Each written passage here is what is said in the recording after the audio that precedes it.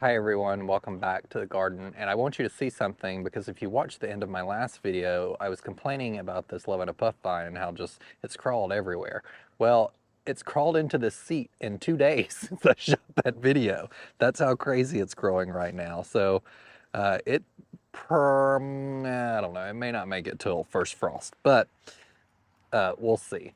I may just trim it back a little bit instead of completely pulling it out, but I'm afraid the longer I leave it, the more manic it's going to be to remove. Let me see if I can even pull enough out of here to actually get seated in the seat. So today I wanted to talk to you about one, a little bit about me and this structured cottage look that I'm going for. So you know, I've mentioned several times that I very much like a cottage garden. Now, I am an attorney, for those of you who did not know that.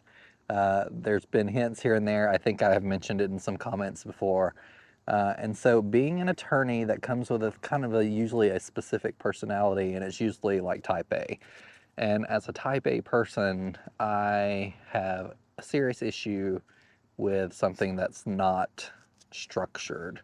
So you're not gonna see in my garden just like the cosmos were driving me crazy that I just mentioned I removed in the last video, because there was no rhyme or reason in my head as to why they were there. They looked really odd and out of place because they were an upright structure, but they were not placed greatly in the flower bed, and there was high and low, and it was just kind of all over the place. So with these personality traits of mine comes some difficulties, maybe you could say, designing garden spaces sometimes. And so while I like the cottage look, I have a very big issue with implementing a cottage look sometimes because it just looks too messy to me for my eye in my space. Like, I could go visit someone's garden and I would be like, this is really magical and I really love this.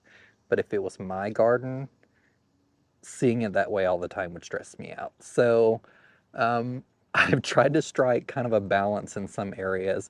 And earlier this week, before I shot the last video, I went around and tried to do some just willy-nilly placement of some plants. I don't know if you watch 𝗩𝗑𝗘𝗢𝗢. I really love 𝗩𝗑𝗢𝗢𝗢𝗢's garden.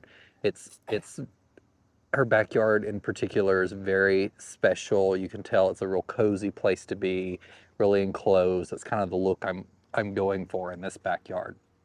But she also has lots of boxwoods, which I also love really as well as the 𝗗𝗢𝗘𝗢𝗢𝗡𝗢. I'm into all that stuff that she's into. But the front yard of hers stresses me out a little bit because there are lots of boxwoods, and when I think boxwoods, I think structure. And she has a lot of boxwoods that are placed willy-nilly, and it's really beautiful and pleasing to look at, I think. But in my own garden, I went around and did some of that willy-nilly placement this week, and I'm gonna have to pull some of those up and move them around. So I had some boxwoods that I got from the plant sale that I went to about 2 months ago. I think they're green velvet. They weren't labeled, but anyway, they're just tiny little plug plants. So they're gonna take many, many years to grow in. But I went and kind of sporadically placed them in some areas, and some areas where they ended up, I like. Some areas where I put them, I think I'm going to pull those out and move them somewhere else or adjust their placement because my brain's not letting me enjoy it. So that's the struggle I've had this week, is just trying to think about what to do with those things. So I'll walk you around and show you some of that later in this video. I also went through and put in a bunch of Hellebores. So plants that are perennial, I don't necessarily have as much of an issue with a plop the plant down method. It seems to be, for me, it's things that are going to provide some type of formal structure, like a tree placement or boxwoods in this case, that I'm going to be able to see over winter when everything else is gone. So you'll notice in this bed right here that I'm sitting in, the south side perennial bed, that I have 3 boxwoods in this bed, and they're spaced pretty evenly. It's like plop, plop, plop, all the way down. And to me, that's just gonna look really nice and pleasing to my eye in winter when all the perennials have died down. Now, if I had 2 right here and then 1 down and then 1 more down, the off-balance nature of that and uneven, you know, amounts, so it's like 2, 1, 1, would probably drive me nuts. And so, you know, it's a quirk. It's a quirk, I guess. And it's something I deal with, you know, that you can't really necessarily spot during the season when you're putting this stuff in there. Overall, basically what I'm trying to say before I go off any further on this tangent is this is one of the reasons you see me moving lots of plants. I've had someone comment on a video before that I move too many things around, I don't give them time to settle in their prime. And part of the reason is because I do not like how it looks when they've grown up full size. And I'm planting a lot of stuff that is small, that's affordable, that you could put in your garden. I'm not planting big things that cost hundreds of dollars to put in that are almost full size when you put them in the ground. And honestly, I'm a new gardener and I have spacing issues just like lots of other people. It's been interesting to deal with those spacing issues for the past 3 or 4 years that I've been gardening. You also it's really difficult when you're like really into gardening and you haven't actually been in a lot of gardens like other people's gardens to know how things perform in your zone. Just because the plant tag says it gets 3 to 4 foot tall and wide doesn't mean it's going to get 3 to 4 foot tall and wide in your garden. It may get larger. It may stay smaller. And sometimes 3 to 4 foot wide means it can be maintained at 3 to 4 foot wide. So if you never cut on it or trim it, it may get 6 foot tall and wide. So dealing with both, one, being a new gardener as I am, even though this is a large garden, I've gained a ton of experience over the few years, my garden's still new and it's gonna require things to be moved around from time to time. It's gonna require things to be removed from time to time as I find other things I like or that perform better in our zone. It's just part of gardening. But just so you're aware of how I think about garden design, I do love a cottage garden. The Elliott's homestead, if you watch them on YouTube, it is the most beautiful thing. They are excellent videographers. Their garden is absolutely wonderful, beautiful.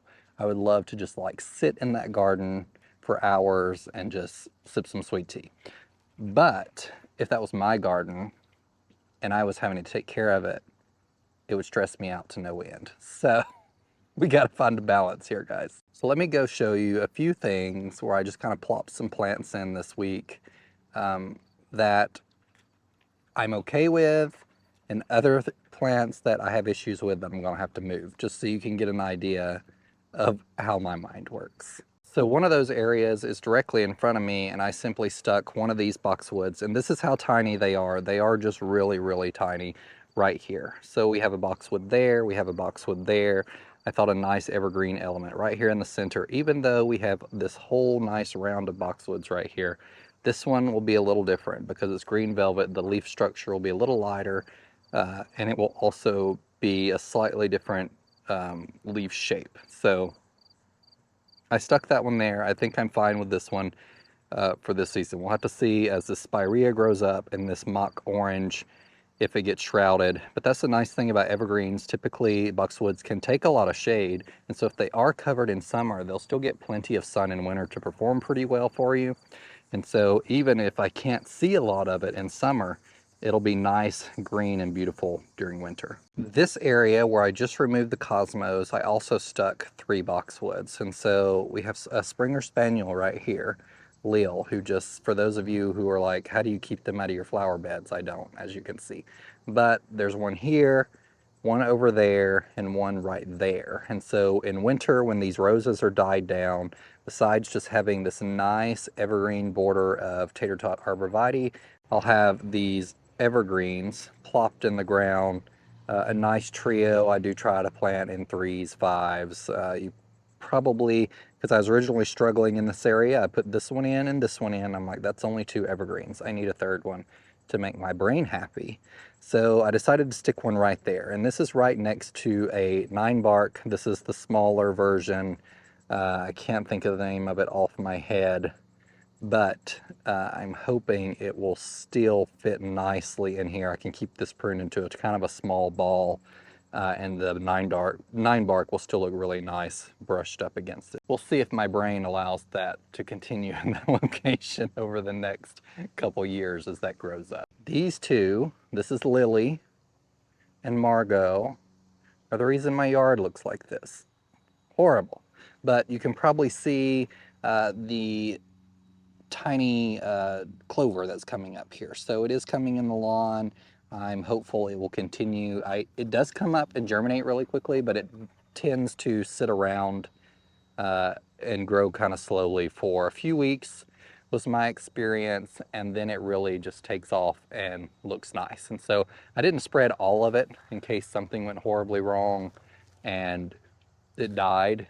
I got half a bag left. So we'll see how this germinates in. If I have any bare spots, I'll come in and spread a little more of that clover. I'm also going to spread some more grass seed back here this week, I think, and that's perfect timing. If you live in around our zone, September 1 typically is when you want to start preparing and overseeding grass seed, depending on how long your germination is. Fescue tends to be like 3 weeks, bluegrass 4 weeks, sometimes 3 to 4 weeks, and so you want to get it in and established for probably a good month before your first frost or freeze. Otherwise, you could risk damaging the tiny plants and you've just wasted all this time and money seeding. So it's prime time to overseed your lawn if you haven't yet. Moving on, we stuck a boxwood right here in the middle of all of this phlox. And so it doesn't look like much. Probably wouldn't even notice it was there, but in a few years, it'll be a nice little evergreen globe here around all of these other plants that I have planted as ground covers. We have the lamium here, which I am really loving. I was hopeful that it would spread a little more this year because I'm still having some weed issues. But I also am kind of feeling a woodland type garden right here. So I come through and I just stuck some zinnias in the ground earlier this year. So those are annuals. But I stuck some of those hellebores that I got right here because this is a very part shade location. I think I stuck a hellebore even under this bench, and so that's a trial. I don't know how that'll do. But I'm trying to use, here's another hellebore, these hellebores in place of tulips in my garden. I went ahead and ordered my fall bulbs about a month ago. That will be a separate video. I may go over those when they come in at the end of September or the middle of September. I did not order any tulips. I am not a person that wants to invest right now in my garden. You know, I don't invest a whole lot in annuals. Tulips for a lot of people are annuals. They tend to do a little better in some locations at coming back, the Darwins specifically, but the Darwin tulips, there's not a huge selection. And also, as I'm still designing my garden, bulbs are one of the last things you should really add to your garden because you want to use those as filler plants to fill things, fill empty spaces for spring color.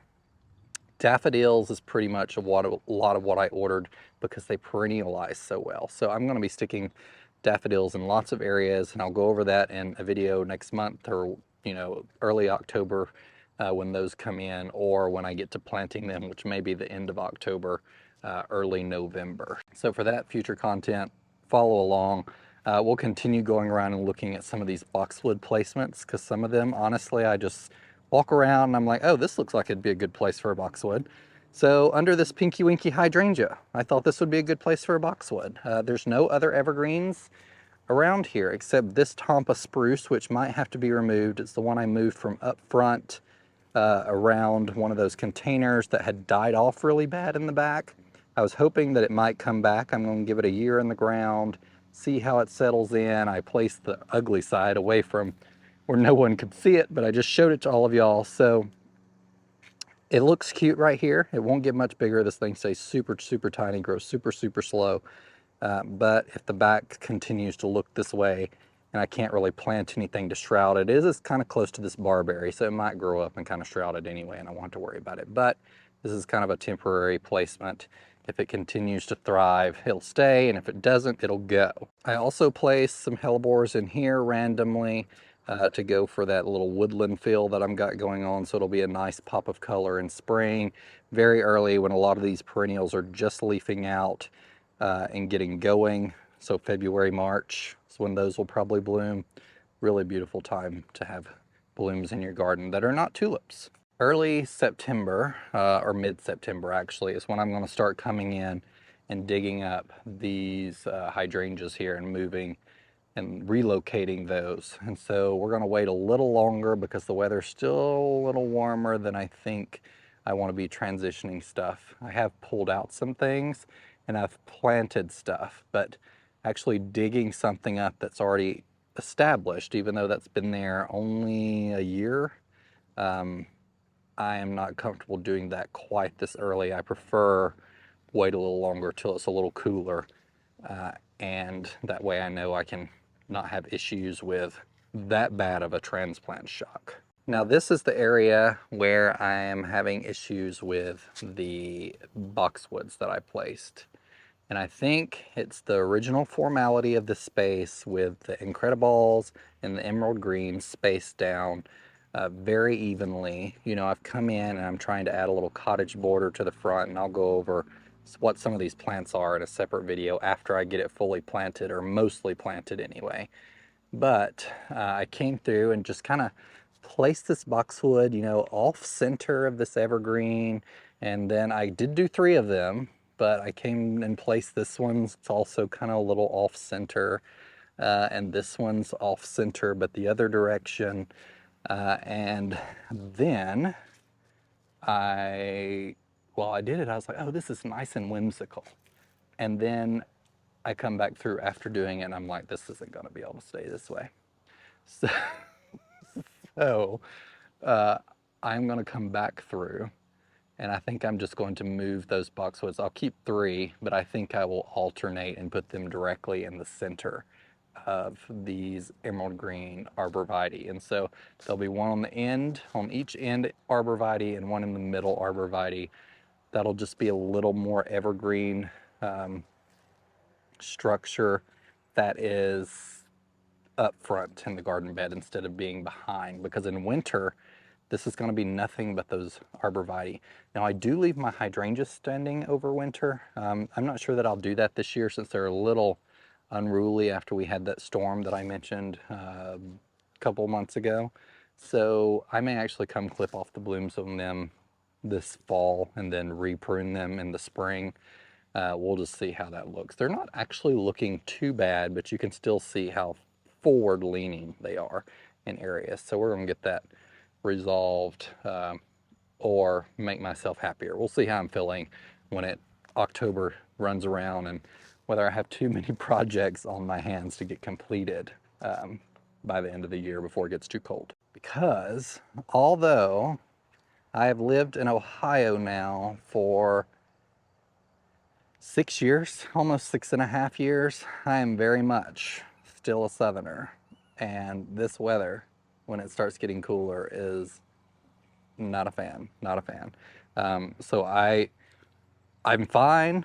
Actually, I prefer gardening when it's like 50 outside, because I can wear potentially short sleeves depending on how strenuous the cleanup or whatever I'm doing is. But when we start getting in 40 and 30 degrees, one, I don't like wearing a whole lot of like long sleeve heavy things to begin with, and I'm not sitting out here with my toes cold. So it's just not happening. So I've got to get stuff done before like mid-November is my preference.